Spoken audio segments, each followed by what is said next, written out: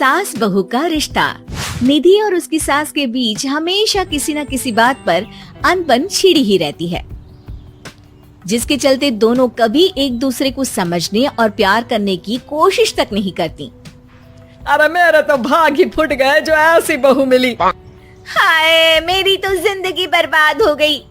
भगवान, या तो अच्छी सास दे देता या फिर गूंगी। इन्हें मेरे सिर बिठाकर कौन से जन्म का बदला ले रहे हैं भगवान। क्या बोली? वही जो आपने सुना। इतनी बड़ी हो गई कि सास से जुबान लड़ाती है। अरे यही सीख कर आई है क्या मायके से? अरे नहीं नहीं, उसके लिए तो ससुराल ही काफी है।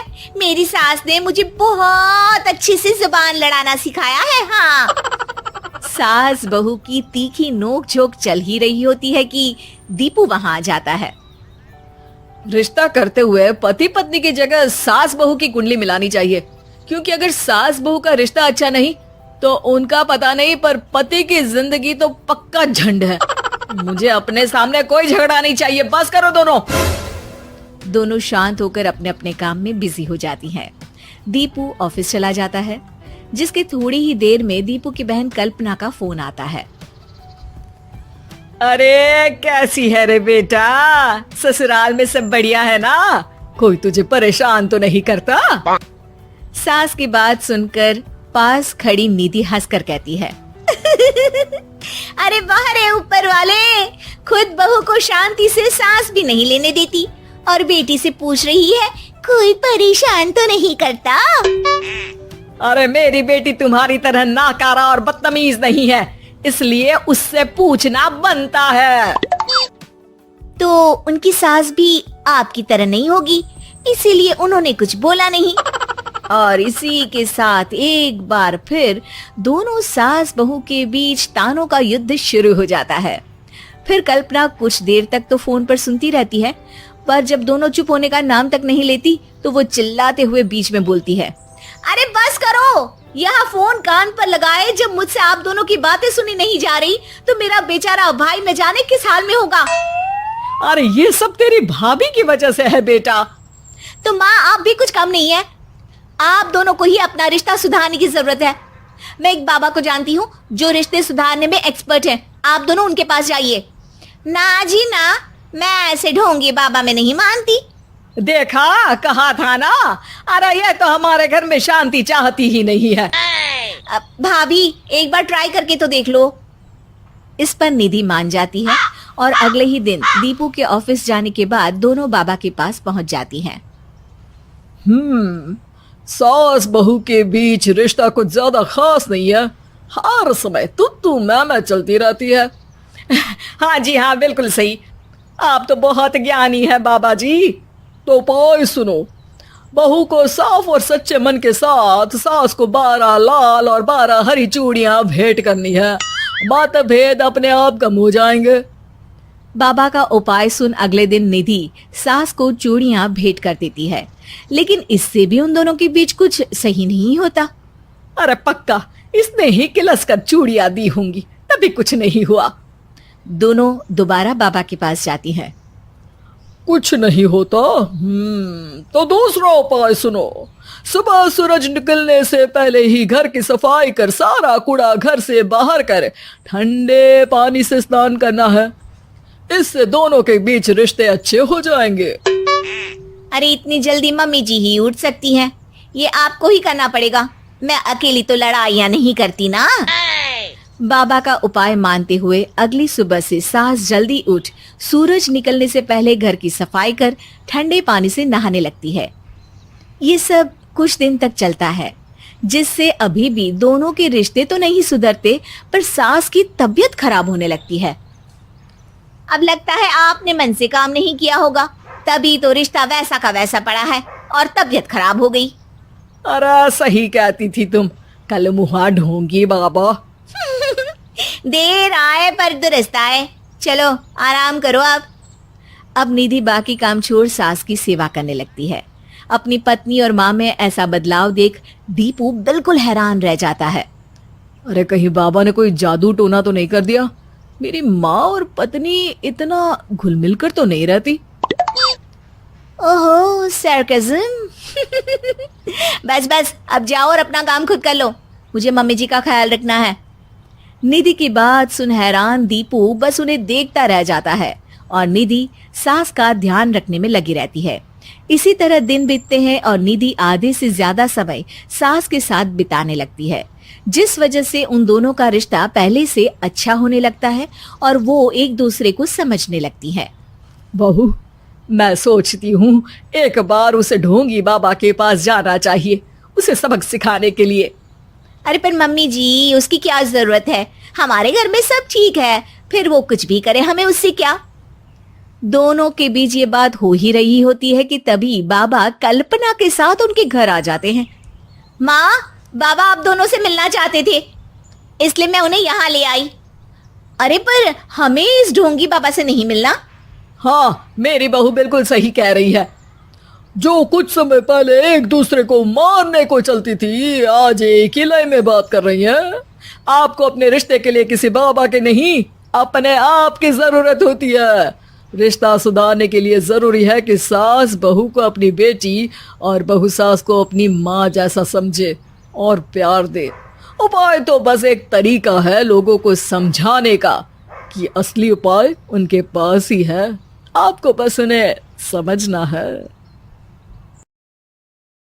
सास बहू का प्यार। सुमित्रा अपनी बहू को आवाज देती है। अरे बहू, देख मेरा भाई आया है, जरा उसके लिए चाय नाश्ता तो लेती आ। क्या दीदी, चाय नाश्ते से क्या होगा, खाना मंगाओ खाना। अच्छा ठीक है, मंगाती हूँ। तभी सुमित्रा की बहू तारा हाथ में पर्स लिए बाहर आती है। मम्मी जी, मैं मार्केट जा रही हूँ, मेरी सहेलियाँ बाहर मेरा इंतजार कर रही हैं। मामा जी को खाना आप दे दीजिएगा, मुझे ना देर हो रही है। और सुमित्रा वहां से चली जाती है। ये देख कल्लू लाल सुमित्रा से कहता है, ये क्या दीदी, तुम्हारी बहू तो बहुत अकड़ू है। कोई बहू अपनी सास से ऐसे बात करती है क्या? ये अगर अपने गांव में होती ना तो अपनी माँ इसे 2 मिनट में सीधी कर देती। तुम कहो तो मैं अभी माँ को फोन करके बुला लेता हूँ। अरे नहीं नहीं कल्लू, पहले का जमाना और था, अब जमाना बदल गया है। हमें बहू को अपनी बेटी की तरह रखना चाहिए। और वैसे भी ये किस किताब में लिखा है कि शादी के बाद लड़की की आजादी छीनकर उसे 4 दीवारी में कैद कर दो? उसे भी अपनी मर्जी से जीने देना चाहिए। अरे इसी का नाम जिंदगी है। ये सब छोड़, तू खाना खा। हाँ हाँ दीदी, बड़ी जोरों की भूख लगी है। अगले दिन, ये देखिए मम्मी जी, कल मैं मार्केट से अपने लिए साड़ी लेकर आई हूँ। मैं आपके लिए भी साड़ी ले रही थी, लेकिन मुझे कोई साड़ी पसंद ही नहीं आई। अच्छा, मैं ऑफिस के लिए निकल रही हूँ, मुझे देर हो रही है। ये कहकर तारा वहां से चली जाती है। तारा के जाती ही अरे दीदी, तुम्हारी बहू तो दिन दहाड़े तुमसे झूठ भी बोलती है। सिर्फ अपने लिए साड़ी लेकर आई है। क्या बाजार की दूसरी सभी दुकानें बंद हो गई थी? देखो तो कैसा बहाना करके चली गई। राम कसम दीदी, देख लेना, ऐसी बहुएं ज्यादा दिन अपनी सास से निभा नहीं पाती। ये तो तुम्हें घर से निकाल कर रहेगी दीदी। अरे तू कुछ ज्यादा ही चिंता कर रहा है मेरी। ऐसी कोई बात नहीं है, मेरी बहू मेरा बहुत ख्याल रखती है। सुमित्रा अपने कमरे में चली जाती है। अरे 2 दिन हो गए इस घर में, लेकिन कुछ मजा नहीं आ रहा। मेरी दीदी तो अपनी बहू से बिल्कुल नहीं लड़ती, लेकिन मैं भी हार नहीं मानूंगा। उसी शाम तारा डाइनिंग टेबल पर सबके लिए खाना रख के किचन में रोटियां लेने चली जाती है। अब इस खाने का जरा स्वाद बढ़ाया जाए। कल्लू लाल खाने में कुछ कंकड़ मिला देता है। अब इस खाने को खा के मेरी दीदी अपनी बहू की अच्छी खबर लेगी और मुझे आज सास बहू के झगड़े का लाइव एपिसोड देखने को मिलेगा। थोड़ी देर के बाद घर के सभी लोग खाना खाने लगते हैं। ओह, मेरे खाने में कंकड़ आ गया। अरे बहू, आज तुमने कैसा खाना बनाया है? पता नहीं पापा जी, मैंने तो रोज की तरह ही खाना बनाया है। पता नहीं आज क्या हो गया। अरे कोई बात नहीं बहू, अब तू जानबूझकर ऐसा खाना तो बनाएगी नहीं। मैं तो कहती हूँ इसी बहाने आज बाहर से खाना मंगवा लेते हैं। बहू क्या कहते हैं उसे जो घर खाना पहुँचाते हैं, जुर्माटो? जुर्माटो नहीं मम्मी जी, जोमेटो। मैं अभी खाना ऑर्डर कर देती हूँ। अपनी दाल गलती ना देख कल्लू लाल का चेहरा लटक जाता है। अगले दिन गैस पर चाय चढ़ाकर तारा अपने कमरे में जाती है। तभी कल्लू लाल चाय में नमक डालने लगता है। तारा ये सब देख लेती है और फौरन मोबाइल में वीडियो बनाकर अपनी सास को दिखा देती है। अरे ये कल्लू तो अभी तक नहीं सुधरा। मुझे तो लगता है मामा जी जानबूझकर हमें परेशान कर रहे हैं। हाँ ये बात तो है। मैं देख रही हूँ जब से ये कल्लू आया है हमेशा हम दोनों के बीच आग लगाने की कोशिश करते रहता है। इसे इस घर से भागना ही पड़ेगा, लेकिन जबरदस्ती भी तो निकाल नहीं सकते, आखिर भाई है मेरा। अब चिंता मत करिए माँ जी, मेरे पास एक बहुत बढ़िया आइडिया है। अगले दिन सुबह सुबह दोनों सास बहू आपस में लड़ने लगती हैं और तारा बैग उठाकर अपने मायके चली जाती है। ये देख कल्लू लाल खुशी से नाचने लगता है।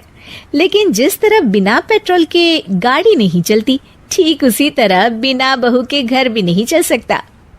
अरे कल्लू देखता नहीं हॉल में कितनी धूल जमी है। बहू तो है नहीं घर में, इसलिए तू हॉल में पोछा लगा दे। कल्लू लाल हिचकिचाते हुए कहता है। जीजा जी, अब मैं हॉल में पोछा लगाते हुए अच्छा लगूंगा क्या? अरे तुझे किस बात की शर्म? लल्लू लाल की दुकान पर दिन भर झूठे बर्तन धोता था, भूल गया क्या? चल फटाफट हॉल को चमका दे। मजबूरी में कल्लू लाल को फर्श पर पोछा लगाना पड़ता है। अगले दिन। अरे सुन कल्लू। जी दीदी। देख कल्लू, खाना बनाने के लिए बहू तो है नहीं घर में, इसलिए हमें बाहर से खाना मंगा कर खाना पड़ेगा। और हाँ, रमेश ने कलकत्ता से अभी तक पैसे नहीं भेजे, इसलिए तुझे अपने पैसों से खाना खरीद कर लाना होगा। कल्लू लाल जोश में आकर हाँ तो कर देता है, लेकिन कुछ दिनों बाद। अरे ये क्या, मेरे इतने सारे पैसे खर्च हो गए, ऊपर से मैं इस घर का रामू काका बन गया हूँ। अरे मैं अपने पैसों से दूसरों के घर के खर्चे उठाओ, इतना बड़ा भी बेवकूफ नहीं हूँ। इससे अच्छा तो मैं फिर से लल्लू लाल के यहाँ जलेबियाँ तल के 4 पैसे ही कमा लूं। मैं कल ही बस पकड़कर अपने गांव चला जाऊंगा। अगले दिन ठीक ऐसा ही होता है। कल्लू लाल बस पकड़कर सीधा अपने गांव निकल जाता है और उसके जाते ही तारा वापस आ जाती है और सभी मजे से रहने लगते हैं।